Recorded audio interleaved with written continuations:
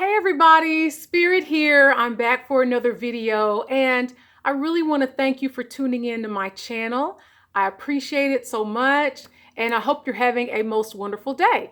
Today I wanted to talk to you about how special animals are in our lives and how God can use animals to teach us lessons. We had two German Shepherds growing up at my house, and they were our pets. And literally, they lived in the house. So for over the course of 24 years, we had pets.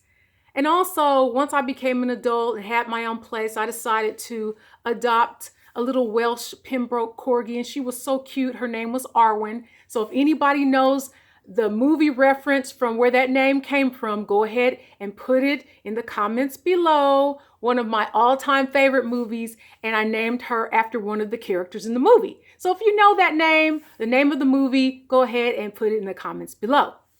But anyway, I wanted to tell you a story about a cat named Frosty. I had some neighbors to move across the street from me, and they were from Australia. So they were planning to stay in the States for 4 years while he went to school, and they had 4 kids. And one day on a cold, frosty day, they saw a cat, a ring-tailed cat, coming down the street, and the cat seemed to need a home. So they kind of took the cat in and adopted the cat, named him Frosty, and we had a great time. I took care of Frosty when they were out of town. I went to visit and Frosty was there. Frosty kind of became my pal.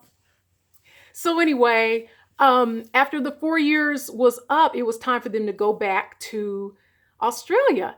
And I was like, are y'all going to take Frosty? They were like, no, we're not going to take him. And it's really hard to take animals across seas. But anyway, they couldn't take him with them. And of course, we didn't want to take him to the pound because we knew what would happen at the pound. And going back a few years before, they decided to go ahead and get him fixed. And the vet went ahead and cropped his ear. So just in case you all don't know what that means, anytime you see a crop-eared cat in the neighborhood, it just means that the cat is feral, the cat has been fixed, and the cat is basically homeless. So anyway, they decided to leave. So we had a little party, a little going away send off for them. And here we go. Frosty is still here. So of course I'm thinking, what can we do? I can't really take him in because I'm allergic to cats. And I was so anxious about what would happen to Frosty in the wintertime or the summer, or what if I'm out of town, so I was just literally tossing and turning at night, trying to figure out what I can do with Frosty. Am I going to have my handyman come over and build a little shelter for him in my backyard? I mean, all these thoughts were going through my head. So I said, let me go ahead and make some flyers. So I went outside, I took some pictures of him, and I made some flyers and kind of talked about his personality. And I named it Frosty the ring-tailed, crop-eared cat. And I decided to make some flyers and have my little neighbor next door to pass the flyers around on the next 2 or 3 streets. So wherever he went, somebody would be, okay, that's the cat, that's that cat. Okay, well, he's homeless, so we can put some food out for him. And everybody in the neighborhood would kind of know that Frosty was homeless. That was my thought. Well, I did that. The flyers were put out, and I was like, okay, we're done. Okay, woo, okay, he's going to be all right. He's going to be okay. He's going to be okay. So a few weeks later or months later, I said, wait a minute, I haven't seen Frosty lately in the neighborhood. And I asked another neighbor, oh, I've seen him up there by the greenhouse up the street. Oh, yeah, I know the greenhouse.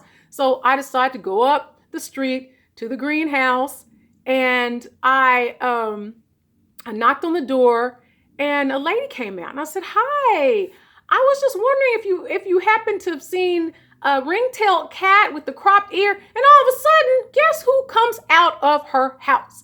Yes, Frosty the cat comes zipping out of her house, acting like he didn't know who I was. So I was like, Frosty! I was so happy to see him and to know that he actually was staying in somebody's home.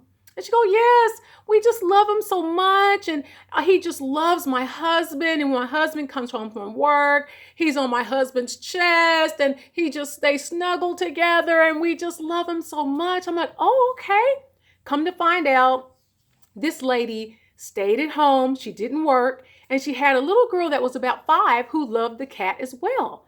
So I was like, well, and during the conversation, I'm like, well, how is it that, like if you guys go out of town or vacation, I mean, how do you take care of the cat? She goes, oh, we have a garage and we have a little cat door. He can go in and out of the garage and we just put his litter box in there and he'll just be fine. We can feed him and leave his food and water.